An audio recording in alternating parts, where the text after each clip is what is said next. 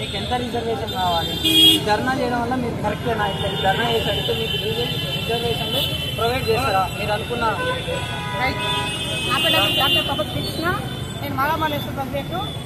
బీసీఎల్ జరిగినటువంటి అన్యాయము ఈ రోడ్డు మీద కొట్టాలి రాదు, పార్లమెంట్లో కొట్లాడాలి. పార్లమెంట్లో కొట్లాడాలి. రోడ్ల మీద ఎప్పుడైనా ఎక్కడ రోడ్ల మీద కొట్లాడిందా? కొట్లాడలే కదా. వాళ్ళు ఒకటే రోజు ఒకటే గంటలో తెచ్చుకున్నారు రిజర్వేషన్. మరి బీసీలు కూడా మొత్తం దేశవ్యాప్తంగా బీసీలు ఎంపీలు ఉన్నారు కదా, రాజ్యసభలు ఉన్నారు, లోక్సభలు ఉన్నారు. ప్రధానంగా ఇక్కడ రాజ్యసభ సభ్యులు ఏం చేస్తున్నారు? మరి హరికృష్ణ గారు సంజయ్ ఏం చేస్తున్నారు? ఇక్కడ రాజు ఏం చేస్తున్నారు? కాంగ్రెస్ తరఫున ఉన్నటువంటి లోక్సభ ఎంపీలు ఏం చేస్తున్నారు? రాజ్యసభ సభ్యులు ఏం చేస్తున్నారు? కాబట్టి ఇదంతా ఏంటంటే కుట్రలో భాగం, అగ్రవర్గాల కుట్రలో భాగంగానే ఇవాళ బీసీలకు అన్యాయం జరిగింది. అది కొత్తగా పడుతున్నారు వాళ్ళు. మీరు ఎందుకు పెట్టి మరి పాజిబుల్ కానప్పుడు ఎందుకు మీరు కాంగ్రెస్ పార్టీలో మేనిఫెస్టో పెట్టిండ్రు? సరే పార్టీ పెట్టినప్పుడు మరి బీజేపీ వాళ్ళు ఎందుకు వ్యతిరేకం జరుగుతాయి? కాంగ్రెస్ పార్టీ ఓట్ల కోసం పెట్టిన అనుకుందాం కష్టపడికి. మరి బీజేపీ ఎందుకు వ్యతిరేకం చేయలేదు? అంటే బీజేపీ కాంగ్రెస్ కలిసే ఉంది. తెలంగాణలో బీజేపీ కాంగ్రెస్ కలిసే ఉంది కాబట్టి బీసీలు ఇది చేయాల్సింది. ఓటు రాజకీయం చేయాలి, ఓటు ద్వారా ఓడించాలను. బీజేపీ తరగతి ఓడిస్తే స్థానిక ఎన్నికల్లో అప్పుడు వస్తుంది కదా రిజర్వేషన్. అంతేగాని రోడ్ల మీద పడి పండుకొని లేకపోతే ధర్నా వేస్తే రాదు.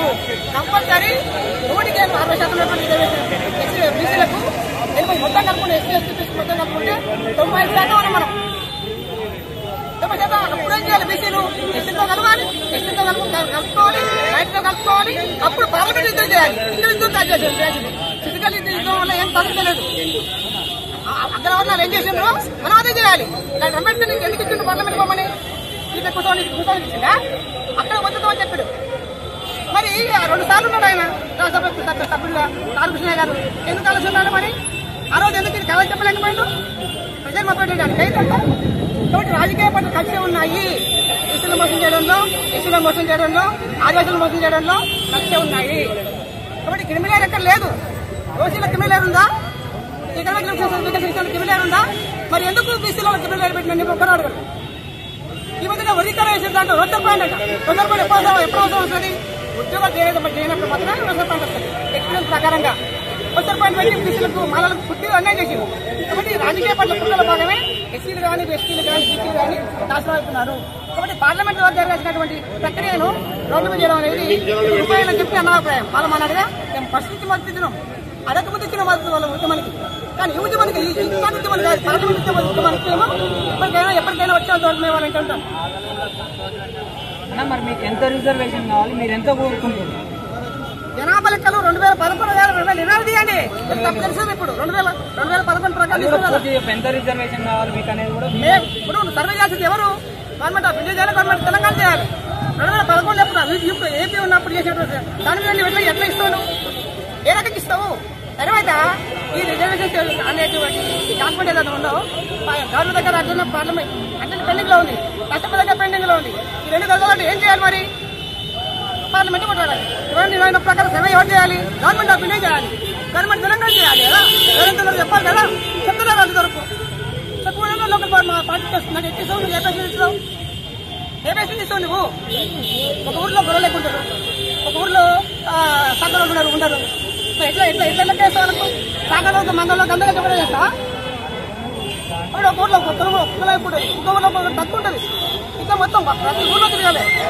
33 జిల్లాలో ఉన్నటువంటి ప్రతి ఊరు తిరగాలి. బాధ్యత ఎవరిది? ప్రభుత్వాన్ని. ప్రభుత్వం చేసిన పని మనం చేయాలనుకుంటా. నేను ఓట్లు వేసిన అందుకే మనం రోడ్డు మీద అనుకోవచ్చు. ఓట్లు వేసింది ఆఫీసులు కానీ ఇసులు కానీ పాలకులకు ఎన్నికలు జరగట్లు. పాలకుల కుట్రలో భాగమే అలాగే చెప్పాలి. ఎంతనో మేమెంతనో మాకు అంతనో ఎస్సీ ఎస్టీ బీసీలు ఎంతనో జనాభా దేశంలో కానీ రాష్ట్రంలో కానీ మాకు అందరూ బీసీలు కొట్టాలి, బీసీ ఓటు ద్వారా కొట్టాలని పార్లమెంట్ ద్వారా కొట్టాలి. ఈ ఉద్యమాన్ని కూడా మేము సంపూర్ణ మద్దతు మొట్టమొదటి సంఘం నా పాలమానాడు నేను ఇచ్చాను, మద్దతు ఇచ్చాను. కానీ వాళ్ళ కోరిక నిలబడాలని కూడా నేను ప్రయత్నిస్తాను. కానీ ఇక్కడ రోడ్ల మీద కొట్టాల్సి రాదు. రేపు స్థానిక ఎన్నికల్లో అగ్రకులం ఉన్న ఎవరైతే బీజేపీ కాంగ్రెస్ ఓడిస్తే అప్పుడు అర్థమవుతుంది బీసీలో ఓటు ఎంత ఉంటే వెళ్ళిపోతాం. అప్పుడు అర్థమవుతుంది బీసీలో కథ ఏందనేది. అది చేయకుండా ఓటు రాజకీయం చేయకుండా రోడ్డు రాజకీయం చేస్తే మాత్రం అయ్యే పని కాదు. మండల కమిషన్ వ్యతిరేకంగా ఓపెన్ చేసారు, బీజేపీ ఓపెన్ చేశారు. అంటే అసలు వద్దని పని చేశారు.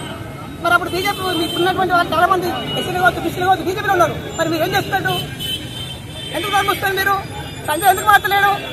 గుడి గురించి మాట్లాడు. గుడి కావాలి, గుడికి కంపల్సరీ కావాలి. మరి మన తమాకు బీసీలో పడతా?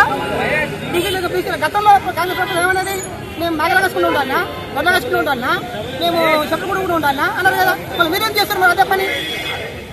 మాకు పడలేదా? విధిలో చదవద్దా?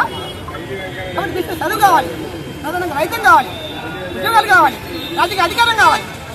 ఇవన్నీ కావాలంటే ఏంటంటే బీసీలు ఒక్కరు రాదు. ఇది మొత్తం మిగతా సమాజంగా కలుపుకొని పోతేనే వస్తుంది.